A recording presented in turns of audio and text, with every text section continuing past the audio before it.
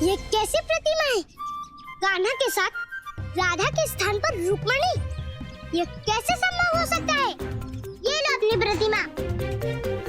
अरे गोपी, गोपी मेरी बात तो सुनो। गोपी रुको, मैं बताता हूँ तुम्हें कि सत्य क्या है। तुम वो देख रही हो जो तुम्हें दिखाई दे रहा है। ग्वाले, हमें तुमसे कोई बात नहीं करनी। सत्य समझना तो दूर, तुम रुक्मणी को देखकर प्रसन्न हो रहे थे ना? तो ठीक है, हो प्रसन्न।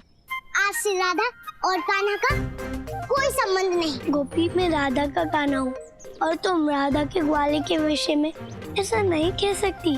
तुम बस कहने के लिए राधा के कान्हा हो।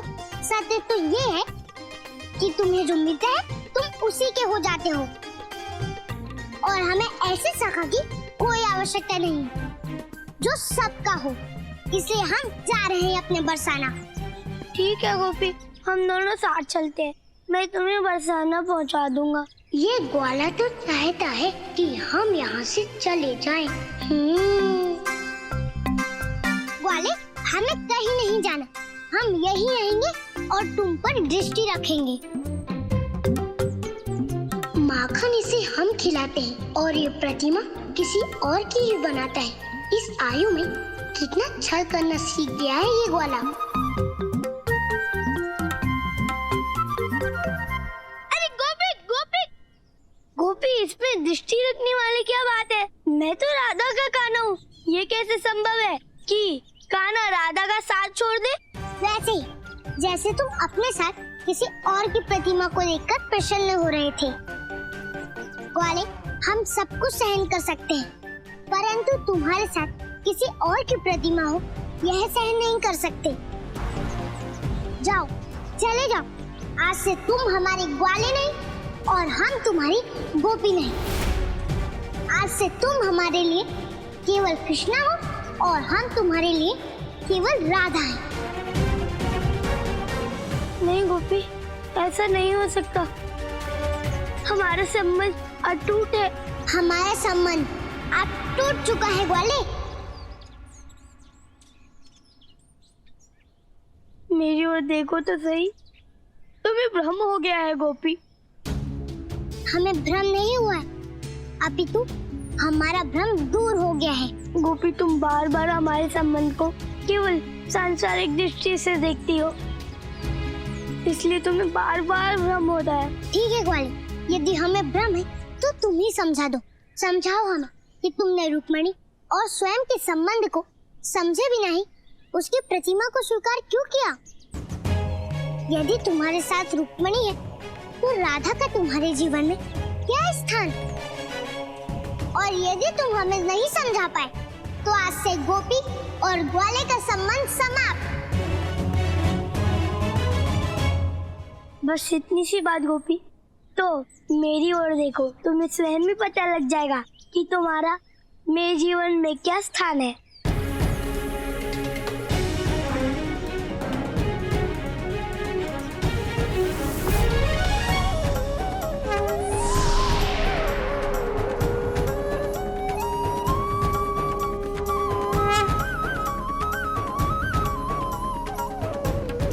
गोपी, भक्त के हृदय में मैं वास करता हूँ और मेरे हृदय में मेरे सखा वास करते हैं।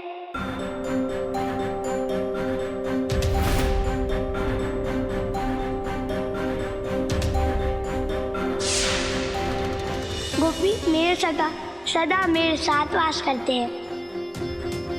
इस स्थान को कोई प्राप्त नहीं कर सकता। ये है तुम्हारा और मेरा संबंध। इसलिए मेरे और तुम्हारे संबंध के लिए किसी मूर्ति की आवश्यकता नहीं है। और इस संसार में मेरा अवतार इसलिए हुआ है कि मैं अधर्म का अंत कर प्रेम की स्थापना कर सकूं, जो तुम्हारे बिना संभव ही नहीं है राधा। इसलिए संसार में तुम्हारा स्थान कोई नहीं ले सकता।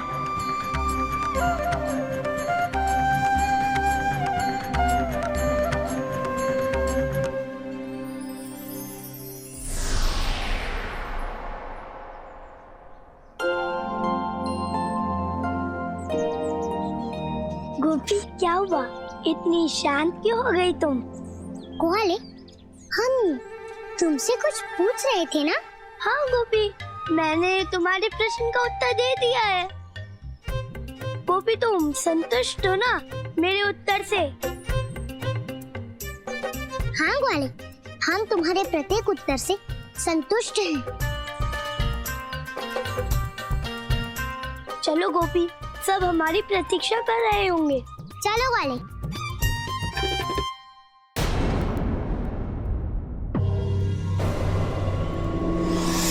भगवान, आप कछु सोचें, वहां से पहले मेरी एक विनंती है, यदि आप आज्ञा दें तो मैं बोलूं।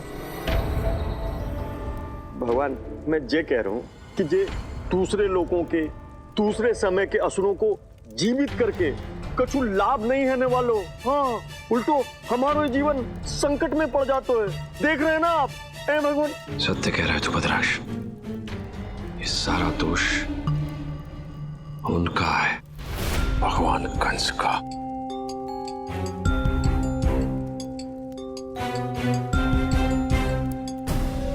कैसे भगवान है आप? आपके दिखाए हुए सभी मार्ग हम असुरों को मृत्यु की ओर ले जाते हैं। इन सभी असफलताओं के दोषी आप हैं। यदि आपके भक्त मर रहे हैं तो आपको भी जीवित रहने का कोई अधिकार नहीं।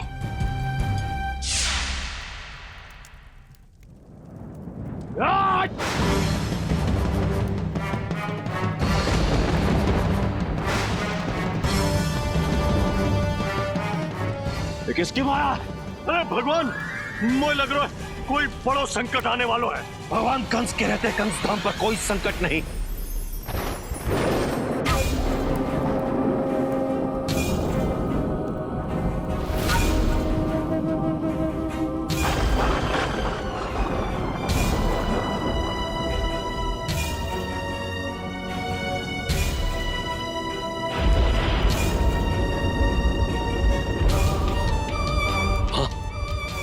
भगवान,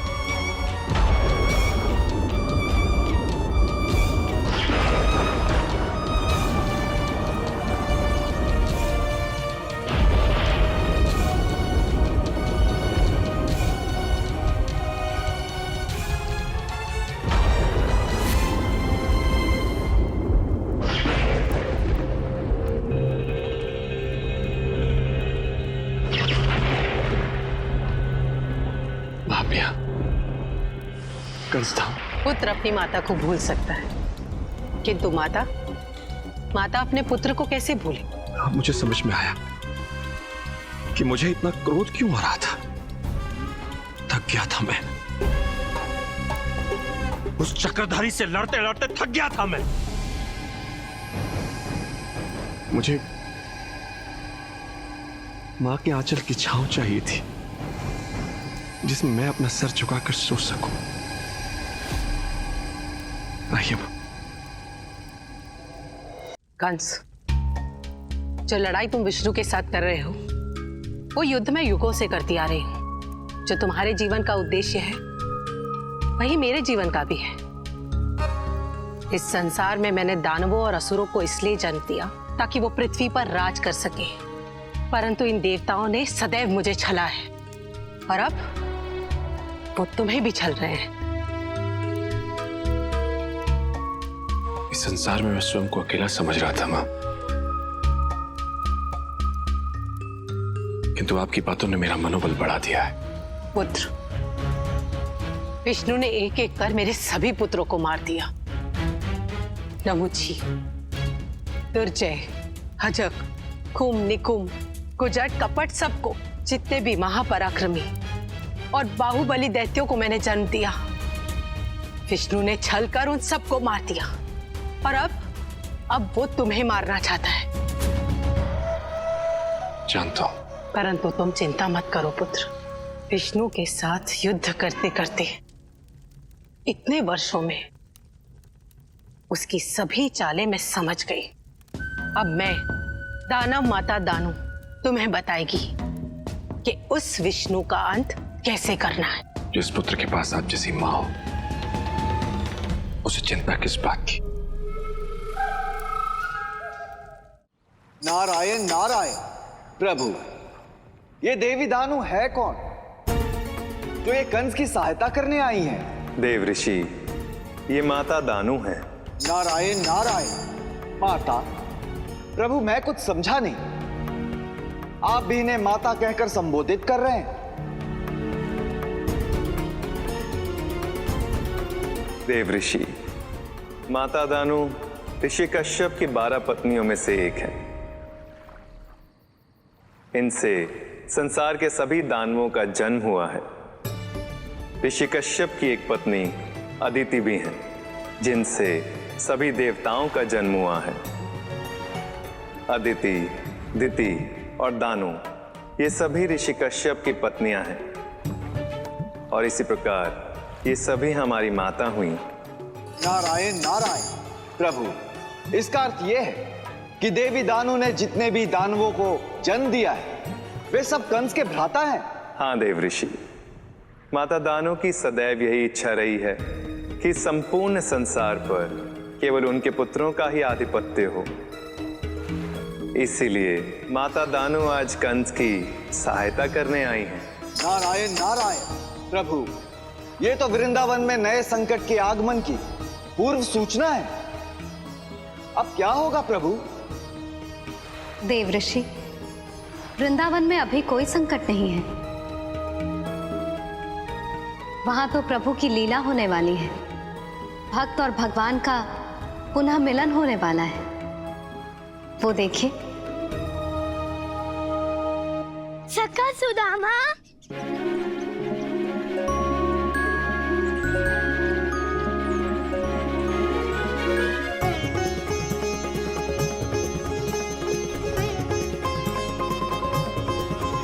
सखा सुदामा,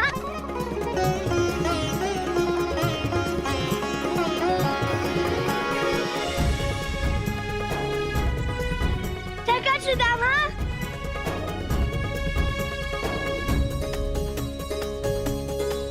प्रभु,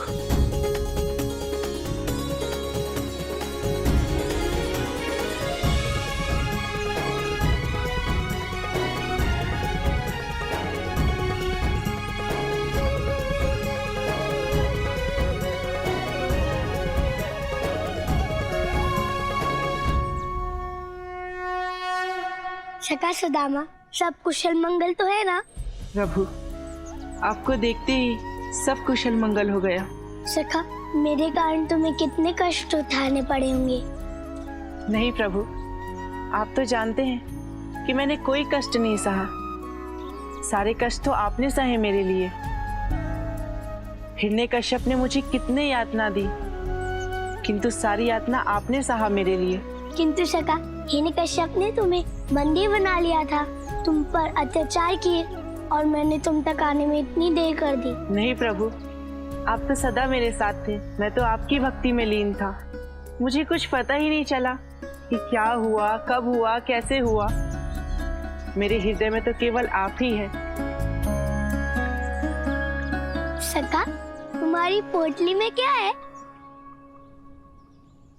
नहीं प्रभु, कुछ नहीं। भगवान के पास कालियाग चले आए और भक्तों प्रसाद या भोग लेके आते हैं।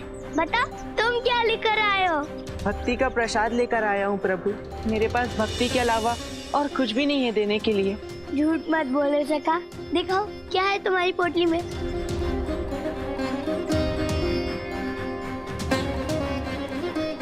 तुम इतने अच्छे और स्वादिष्ट अमरूद लेकर आए हो। हाँ प्रभु, मार्ग में और कुछ मिला ही नहीं। क्षमा कीजिएगा प्रभु, सारे अमरूद कच्चे और कड़वे हैं। आपको खाने में आनंद नहीं आएगा, इसीलिए छुपा रहा था। सखा, ये तो संसार के सबसे मीठे और स्वादिष्ट अमरूद है। मैं तो अभी के अभी सारे खा जाऊंगा।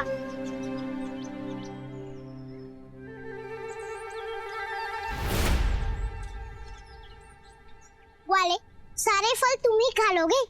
सुदामा हमारे भी सखा है, इसलिए अमरूद हम भी चखेंगे। मुझे क्षमा कर दीजिए, मैं तो पूछना ही भूल गया। कहने की कोई आवश्यकता नहीं है सखा सुदामा। तुम कहते तो भी ये ग्वाला हमें नहीं देता, पर अब अब ये अमरूद हम ही खाएंगे।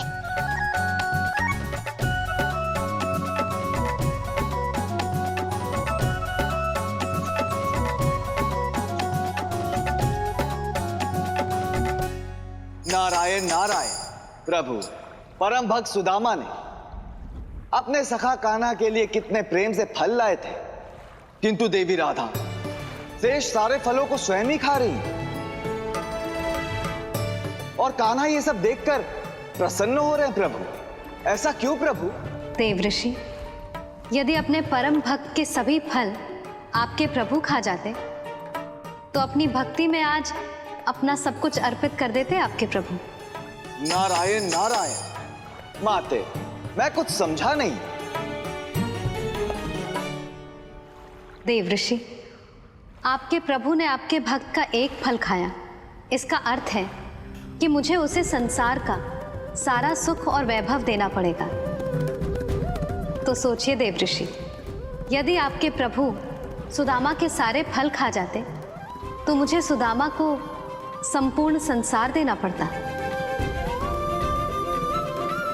आपके प्रभु अपनी भक्ति में अपना सब कुछ अर्पित कर देते, इसीलिए राधा को शेष फल खाने पड़ रहे हैं देवऋषि।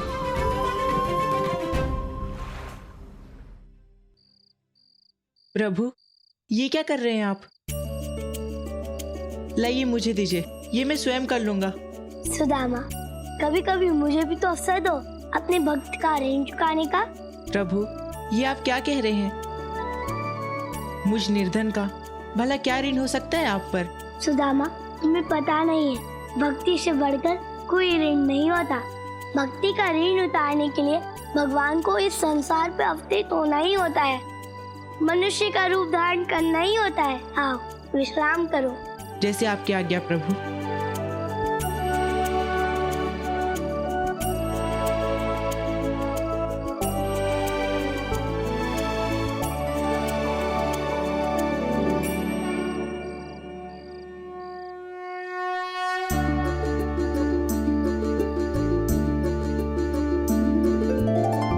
भक्त का भगवान ध्यान रखते हैं, भक्त की सेवा स्वयं करते हैं। धन्य सुदामा भाग्य तुम्हारे, नारायण तेरे रखवारे। प्रेम भाव बस प्रभु मन भावे, धन्य भक्त जो प्रभु को पावे। लीला तेरी कितनी प्यारी, हे मोहन है कुंज बिहारी। नारायण नारायण। हे प्रभु, आपकी लीला न्यारी है। एक भक्त और एक भगवान का ऐसा संबंध इस संसार ने ना तो पहले कभी देखा है और ना ही कभी देखेगा। प्रभु, सुदामा और कृष्ण, कृष्ण और सुदामा, ऐसा प्रतीत हो रहा है प्रभु जैसे एक आत्मा और दो शरीर हैं। भक्तों का कष्ट दूर करने वाले प्रभु, आप धन्य हैं, आप धन्य हैं प्रभु। नारायण नारायण।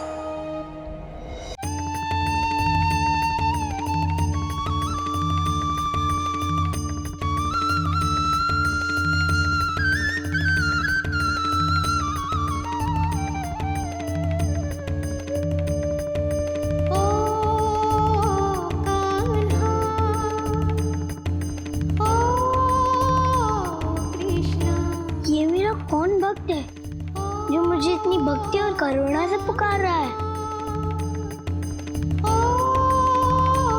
कृष्णा, तुम हो प्रेम अवतार कन्हैया, तुम हो प्रेम अवतार। प्रेम सिखाने, प्रेम बताने आए जगत संसार। तुम हो प्रेम अवतार कन्हैया, तुम हो प्रेम अवतार। कौन है जो मेरे सारे कर्मों को जानता है? कौन है जो मेरी प्रत्येक लीला से अवगत है? और उसके स्वर में जो करुणा है, उससे लगता है ये उसकी अंतिम पुकार है। मुझे इसकी रक्षा करनी होगी।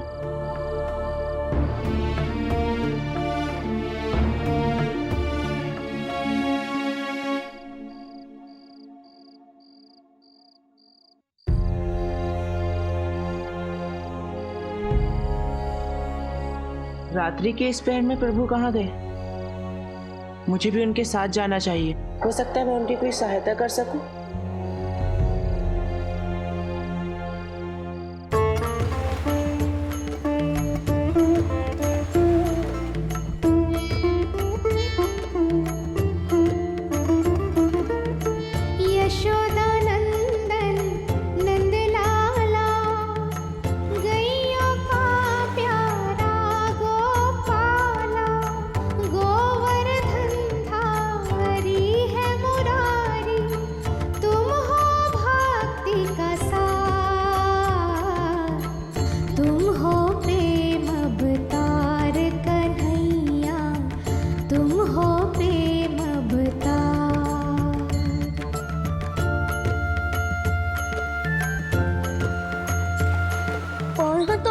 और क्यों पुकार रहे हो मुझे?